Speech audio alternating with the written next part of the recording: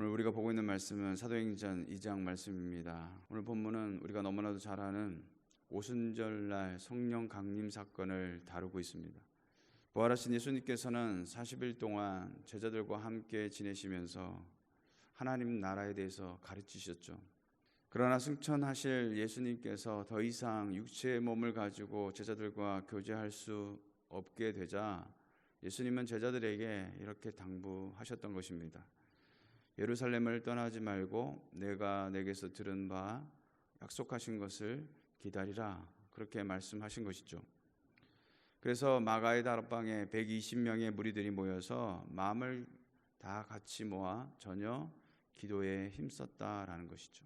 그때 바로 성령이 임하신 것입니다. 그 임하시는 장면을 2절과 3절에 이렇게 소개하고 있습니다. 그 모습이 마치 급하고 강한 바람 같은 소리라고 표현하고 있고, 불의 혀처럼 갈라지는 것들이라고 말씀하고 있습니다. 성령은 예수의 영이시기에 성령이 임하시는 것을 볼 수는 없습니다. 먼저 급하고 강한 바람 같은 소리라고 했는데, 직역하면 강한 바람이 으르렁거리는 듯한 소리다라는 것이죠.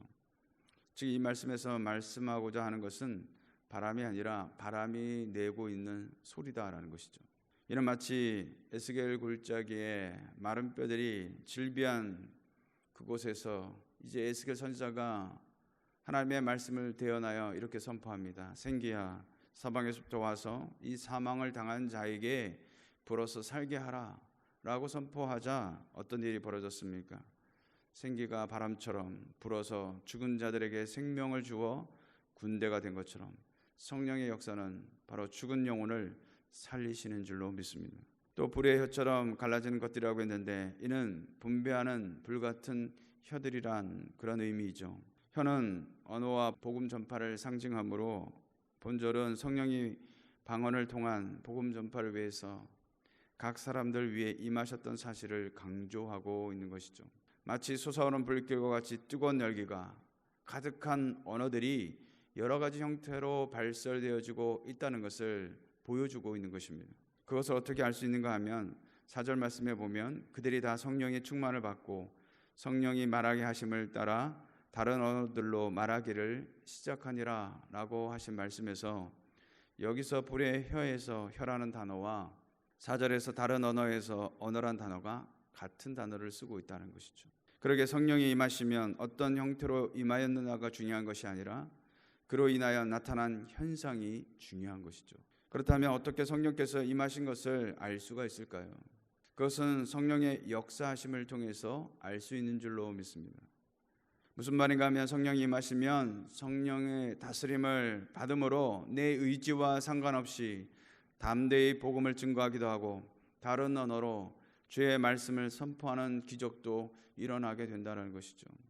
한 번도 그 언어를 배운 적이 없는데 하나님께서 새로운 언어로 말씀하게 하시기도 하신다는 것이죠. 우리는 이러한 역사를 보면서 성령의 일하심을 확인하게 되는 것이죠. 따라서 성령은 선포케 하는 말씀을 통해 그 말씀을 듣는 사람의 영혼을 변화시키시는 줄로 믿습니다. 14절 이하에 베드로는 11사도와 서서 소리를 높여 유대인들과 예루살렘에 사는 모든 사람들을 향하여 바로 부활의 복음을 선포하고 있습니다. 지금 사람들 앞에 당당히 나서는 이 베드로 자신부터 전혀 다른 사람이 되었다는 것이죠. 그런 그가 이제 당당히 사람들 앞에 서서 예수 그리스도의 부활의 이 복음을 당당하게 선포하고 있더라라는 것이죠. 세상에 그 무엇이, 아니 누가 베드로를 이렇게 변화시킬 수가 있겠습니까? 그것은 바로 성령의 역사인 줄로 믿습니다. 33절에 보시면 그가 약속하신 성령을 아버지께 받아서 너희가 보고 듣는 이것을 부어주셨느니라 라고 말씀하고 있습니다.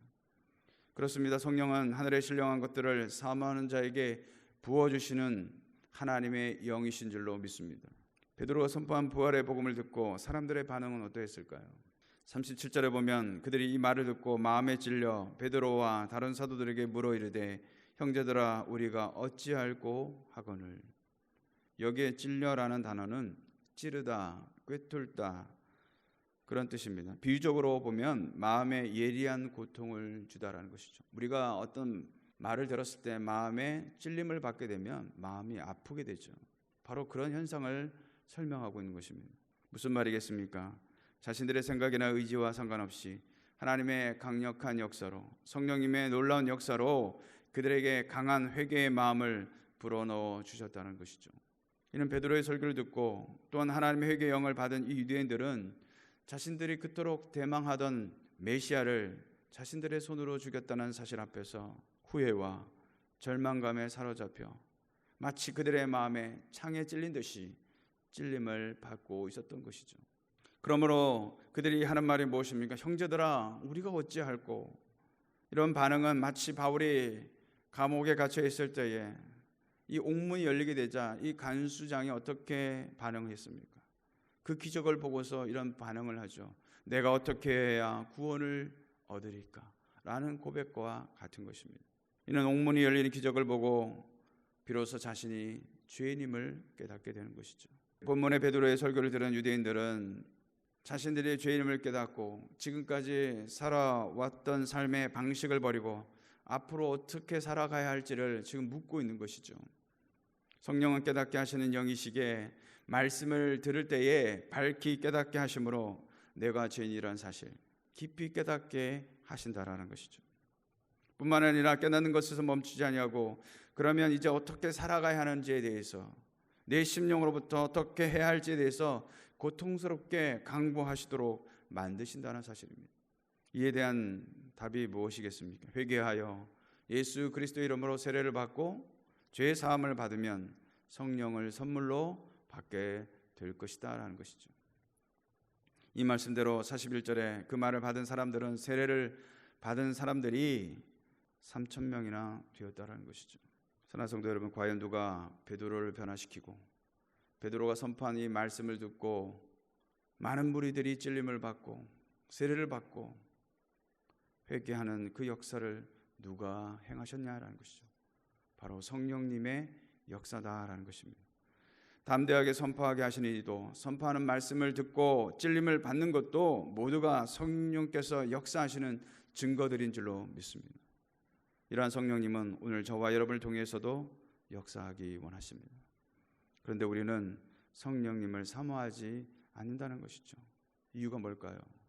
분주하고 바쁜 육신의 삶 때문에, 피곤한 인생의 문제 때문에, 얽매여 풀리지 않는 인간관계 때문에, 내 고정관념과 내 고집 때문에 성령님의 일하심을 기대하지 못하고 때로 거부하며 살아간다라는 사실입니다.